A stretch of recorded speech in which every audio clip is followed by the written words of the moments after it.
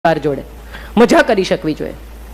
સસરાને સસરા નહીં પણ પિતામાને સાચું મોઢે કહી શકે નમ્રતાથી, ખોટું થતું હોય પરિવારમાં તો. આવી દીકરી આપણને નથી જોઈતી. અને સાહેબ, સાસુઓ ભેગી થાય ને બહુ મજા આવે. કીટી પાર્ટીમાં, બીજા બધા કાર્યક્રમોમાં અમારી વહુએ બનાવ્યું છે. બનાવ્યું હોય કે ના બનાવ્યું હોય? કેમ? તો કે મારી વહુ રસોઈ કરે છે, મારી વહુ ઘર સાચવે છે. આ એણે ગૂંથ્યું છે, આ એણે કર્યું છે. એણે નથી કર્યું, એને કંઈ નથી આવડતું સાહેબ.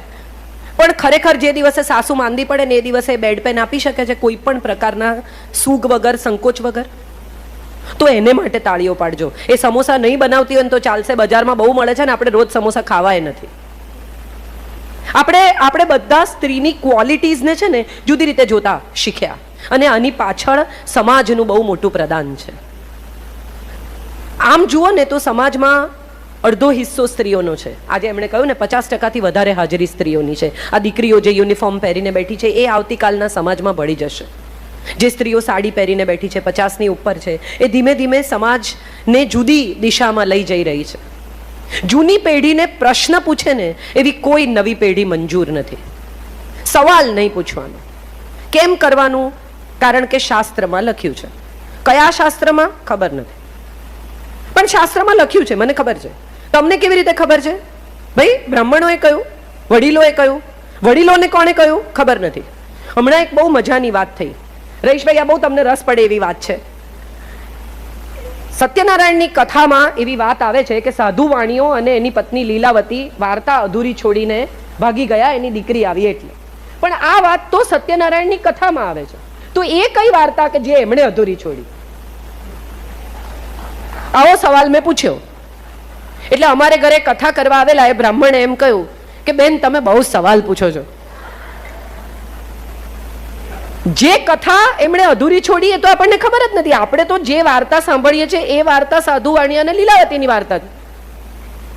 તો એમણે જે પૂજા અધૂરી છોડી એ કઈ વાર્તા? આ પહેલો સવાલ. બીજો બહુ ઇન્ટરેસ્ટિંગ સવાલ કે જે ધનુષ્ય સાથે સીતા 12 વર્ષની ઉંમરે રમતા હતા. લોકોને આશ્ચર્ય થઈ ગયું કે ઓહો, આટલી નાની છોકરી 12 વર્ષે રમે છે. એ ધનુષ્ય 20, 22, 25 નો રાવણ 20 હાથે ન ઉપાડી શક્યો. બરાબર? એના આંગળા ચકદાઈ ગયા, જે કંઈ પણ થયું એની સાથે. એ રાવણ જે 12 વર્ષે ધનુષ્યથી રમતી છોકરીને ન ઉપાડી શક્યો, એ છોકરીને જ ઉપાડી ગયો.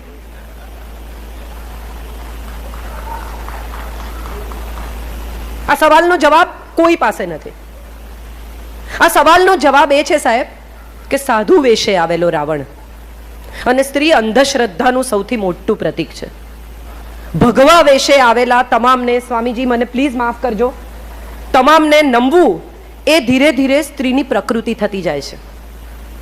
ખરેખર સ્વામીજી જેવા કેટલા લોકો છે કે જે ભગવાનને શોભાવે છે, ભગવા એમનાથી શોભે છે. એવા કેટલા નામો તમે લઈ શકો આજના સમયમાં. રામ રહીમથી શરૂ કરીને, આસારામથી શરૂ કરીને કેટલા લોકો છે જેના દરબારમાં તમે દાખલ થાઓ પછી તમારે પૈસા આપવાના, અને પછી એક લાલ ચટણી ખાઓ ને લીલી ચટણી ખાઓ ને કેળા ખાઓ ને સમોસા ખાઓ અને તમારી જિંદગી સુધરી જશે.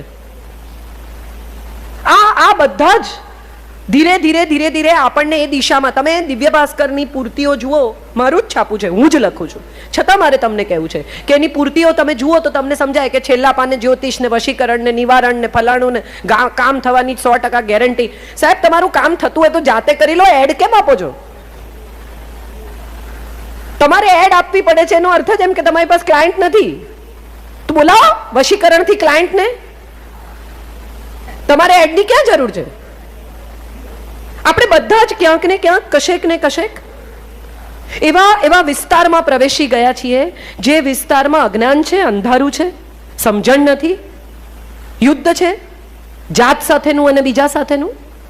બહુ જ બધી સ્ત્રીઓ એવું કહે છે કે સ્ત્રી જ સ્ત્રીની દુશ્મન છે, સ્ત્રી જ સ્ત્રીની દુશ્મન છે. મારે ખરેખર હૃદય પર હાથ મૂકીને એવી સ્ત્રીઓને પૂછવું છે કે એવી કેટલી સાસુઓ છે કે જે પ્રેગ્નન્ટ વહુ પગથિયા ઉતરતી હોય ત્યારે પગથિયા પર તેલ રેડે. એકતા કપૂરની સિરિયલ સિવાય આવું ક્યાંય થતું નથી. અને છતાંય આપણે આખી બપોર, ભલું હોય તો બીજી વાર પણ એનો એ એપિસોડ જોઈએ છે એવું વિચારીને કે કંઈક બદલાઈ ગયું હોય તો. ગુજરાતી સ્ત્રી પાસે ધીરજ છે સાહેબ, એક ક્ષમા છે કે એકનો એક એપિસોડ 2 વાર જોઈ શકે છે. એટલી ધીરજ છે. આ હું માનું છું ત્યાં સુધી સમાજને બનાવનારી સ્ત્રી છે. ઇતિહાસનું વહન કરે છે પોતાના ખભા પર. એની પાંસળીમાંથી, એના ગર્ભમાંથી ઇતિહાસ પસાર થાય છે.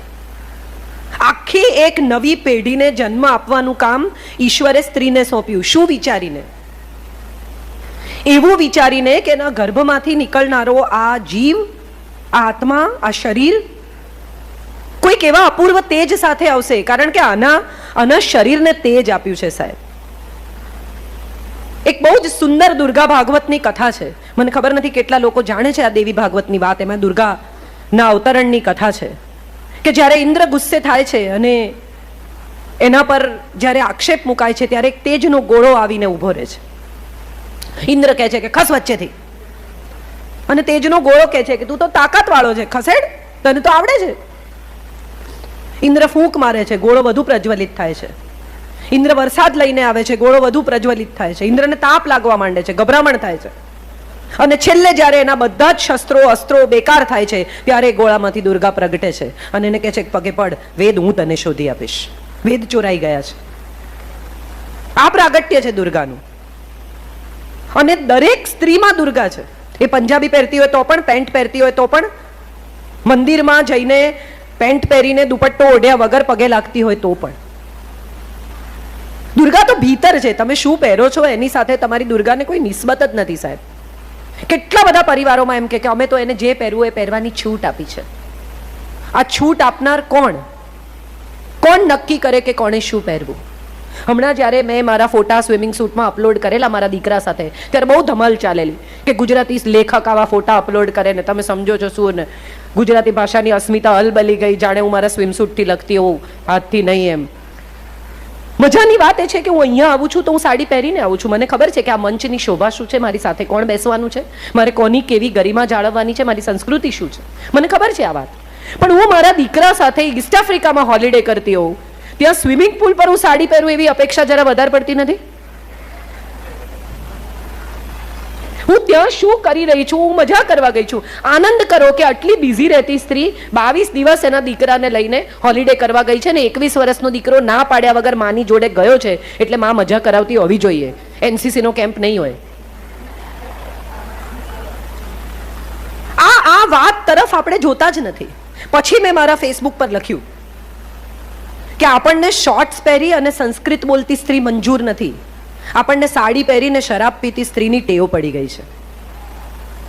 આપણે બધા દંભી છીએ. ક્યાંક ને ક્યાંક, કશેક ને કશેક સ્ત્રીને બહુ માન આપીએ છીએ. દીપકભાઈએ કહ્યું કે સ્ત્રી વગર ન ચાલે ને સ્ત્રી વગર આમ. હું બહુ રિસ્પેક્ટ કરું છું એમણે જે કહ્યું એનું, પણ સત્યથી હૃદય પર હાથ મૂકીને કહો કે કેટલા ઘરોમાં વિધવા માને દીકરાની જાનમાં પોષ ભરવાનો અધિકાર આપવામાં આવે છે? કેટલા ઘરોમાં માનો અધિકાર છે? પહેલો, દીકરો જો જાન ઉગલતી હોય અને દીકરો જો જાન લઈને જતો હોય તો આ અધિકાર માનો છે. જુવાન ભાભી ઘરમાં વિધવા હોય તો એને આગળ આવવા ના દે સાહેબ, અપશુકન થઈ જાય. અને વિધુર બાપ હોય તો કાંઈ વાંધો નહીં, એને તો જાનમાં જવાય. અને આ ક્યાં છે તો કે શાસ્ત્રમાં લખ્યું છે. કયા શાસ્ત્રમાં? તો ફરી પાછા ત્યાં આવી ગયા, ખબર નથી. પીરિયડ્સમાં હોય ત્યારે સ્ત્રી મંદિર ન જઈ શકે, આવી એક વાત વર્ષોથી આપણને શીખવવામાં આવી છે. આની પાછળ બે વસ્તુઓ છે. વિજ્ઞાન છે જેમાં આપણે પડ્યા નહીં. વિજ્ઞાન એ છે કે એ દિવસો